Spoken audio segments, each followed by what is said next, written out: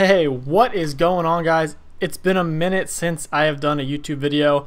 I'll be honest, I've been grinding a lot on my Instagram, making a lot of videos there, a lot of workout tutorials there, but I want to get back into the grind on YouTube because summer shredding is right around the corner. So a lot of this is older footage. I'm catching up on it. Today we're going to go over one of my leg workouts from this past month, focused on heavy squatting, and wanted to show it off for you. So I'm going through my warm-up routine here. I like to foam roll first, and what the purpose of that is to break up a lot of the scar tissue, the knots in the muscle. Then I go into some core bracing and stability work to kind of warm up my core, because as you lift heavier and heavier, you'll learn that it's not just intensity that lifts heavy weights, it's core bracing. So getting that primed and ready to be tight is really the key. And then after that, I move into some more dynamic warm-ups, including kind of starting to put strain on the muscle and some dynamic stretching. Here I do walking lunges and walking kind of high heels.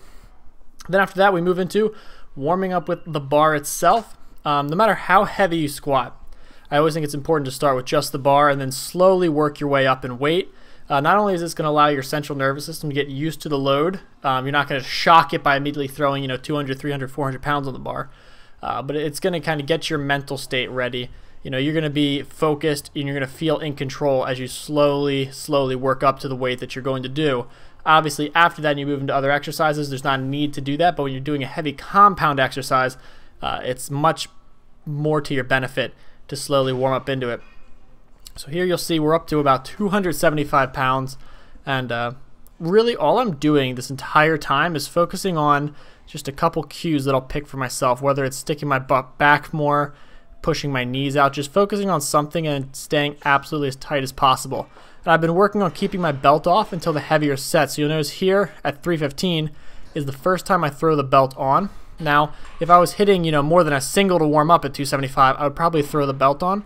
But I like practicing without the belt to help encourage myself to be stronger and to brace without the assistance of the belt up to about as heavy a weight as possible.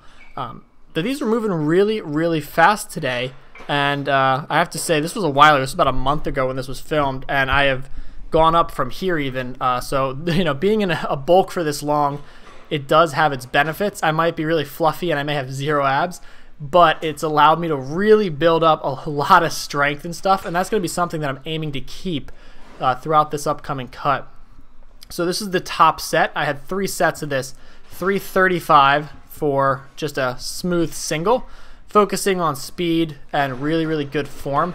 I have this this tendency to get basically pancaked by the weight, and you can kind of see it here where my torso folds towards my knees. That's not bad. I just need to stay at the same angle as my starting position and my finishing position. So instead of letting the gap between my knees and my chest close on the way up, I want to try to keep it in play, or at the same, what I'm trying to say.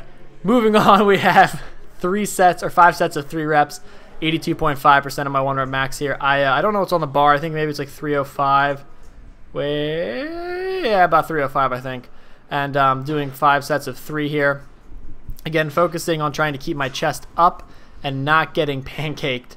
And I think it looks pretty good, but you'll see on maybe my last rep here, the folding of my chest towards my knees as I come out the bottom. Pretty good. It's not too bad. I'm not gonna lie. That was pretty good. After that, moved into leg press, doing absolutely 0 weight, as you can see here.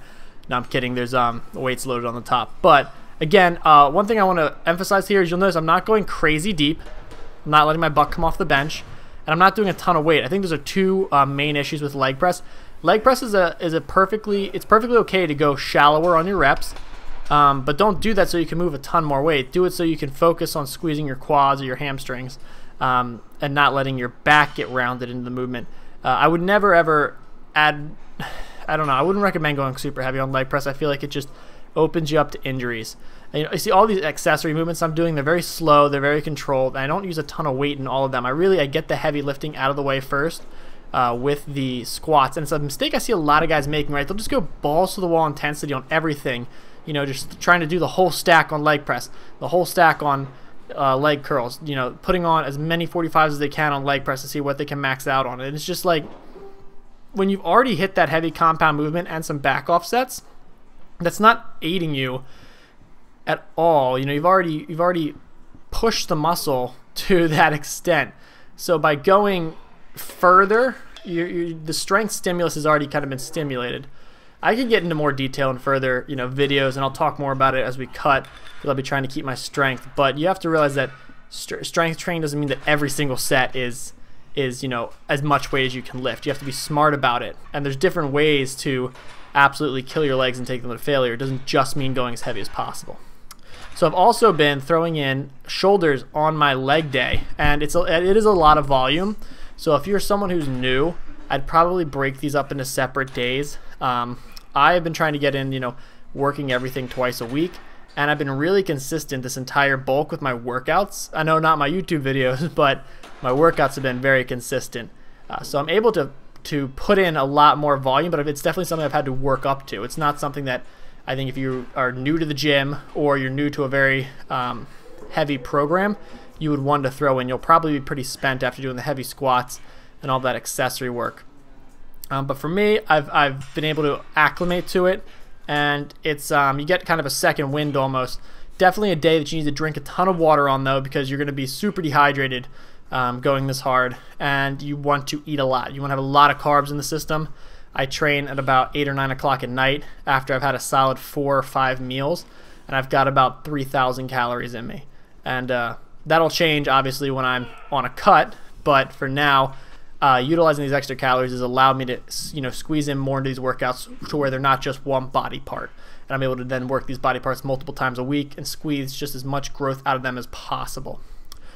So for the shoulders, again, the first one you saw was a dead stop. Basically, the bar comes to a complete stop on the rack, and then I press it up. I've been experimenting with those. It's fun for kind of power production. Then, of course, seated press, I do a kind of a ladder up. And then I finish with an isolation movement here for the lateral delts and the rear delts. As you can see, very controlled, very lightweight seated laterals, trying to minimize the rocking in the body as much as possible and focus on squeezing on the lateral head. And then I'll bend over, do rear delt flies. Again, same principle, trying to contract and squeeze with just the rear delt, minimize body English. Again, that's going to be a little tougher with these. It's much more conducive to swing on these. But we try our best. All right, guys, I hope you liked this. I hope you enjoyed. Comment down below what you want to see more of, and get hyped because summer shredding is coming very, very soon.